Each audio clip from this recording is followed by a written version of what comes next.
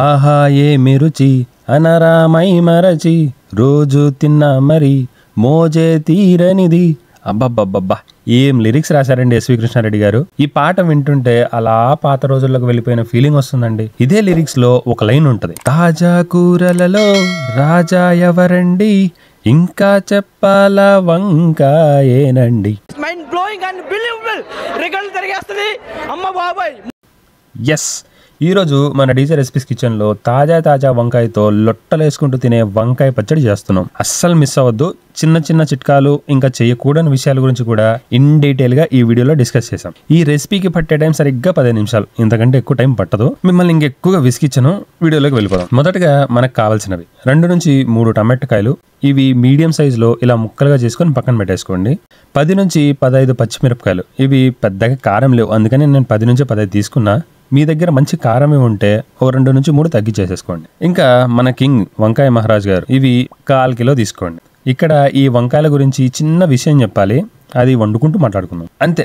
వీటితో పాటు ఉప్పు, పసుపు, కారం ఇవన్నీ ఫ్లోలో చెప్పుకుంటూ వెళ్ళిపోదాం. ఇప్పుడు మంట పెట్టేసుకొని దాని మీద కడాయి పెట్టేసి ఒక 2 నుంచి 3 స్పూన్లంత ఆయిల్ వేసేసుకొని 2 చెంచాల ధనియాలు తెచ్చి వేసేసేయండి. పచ్చడి తినే టైంలో ఇవి పంటి కింద నలుగుతూ ఉంటే అదొక గొప్ప ఫ్లేవర్ ఉంటుందిలేండి. తర్వాత ఒక స్పూన్ అంత జీలకర్ర వేసి అలా ఇలా గరిటె తిప్పేసుకోండి ఒక 10 నుంచి 15 సెకండ్లు.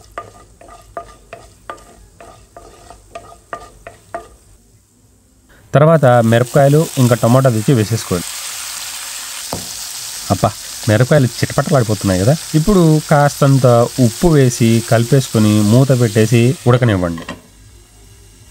ఒకసారి తీసి చూసుకోండి. ఇదిగో ఇలా టమాటా మీద ఉన్న స్కిన్ పీల్ అయిపోయిందంటే చాలు, ఉడికిపోయింది అన్నట్టు. తర్వాత క్లీన్ గా మిక్సీ జార్లోకి తీసేసుకుని ఒక నిమ్మకాయ సైజులో చింతపండు వేసేసుకొని నీట్ గా మిక్సీ చేసి పక్కన పెట్టేసుకోండి. అదే కడాయిలో ఇంకొక 2 స్పూన్స్ అంత ఆయిల్ వేసుకొని ఇందాక మనం తీసుకున్న వంకాయ ఉంది కదా, అవి ముక్కలుగా చేసేసుకొని వేసుకోండి. ఇలా ముక్కలుగా ఎందుకు చేసుకుంటున్నామంటే వంకాయలో కొన్ని పురుగు పట్టి ఉంటాయి, కొన్ని పుచ్చు పట్టి ఉంటాయి. సో ఇలా కట్ చేసుకున్నప్పుడు మనకి తెలుస్తుంది, వాటిని తీసేసుకోవచ్చు. కాబట్టి ఇలా ముక్కలు చేసి వేయమన్నా. అలా వేసుకున్న తర్వాత కాసేపు ఫ్రై చేసుకొని ఉప్పు వేసి మూత పెట్టేసి ఇది కూడా కాసేపు ఉడకనివ్వండి.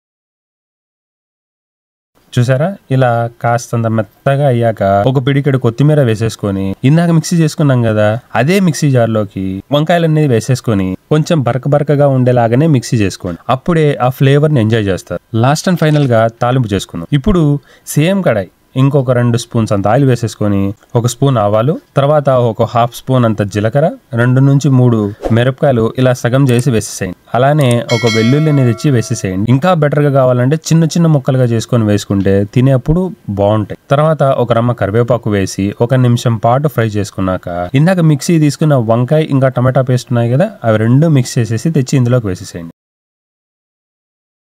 ఇప్పుడు ఈ తాలింపు మొత్తం క్లీన్గా మిక్స్ అయిపోయే వరకు కలిపేసుకొని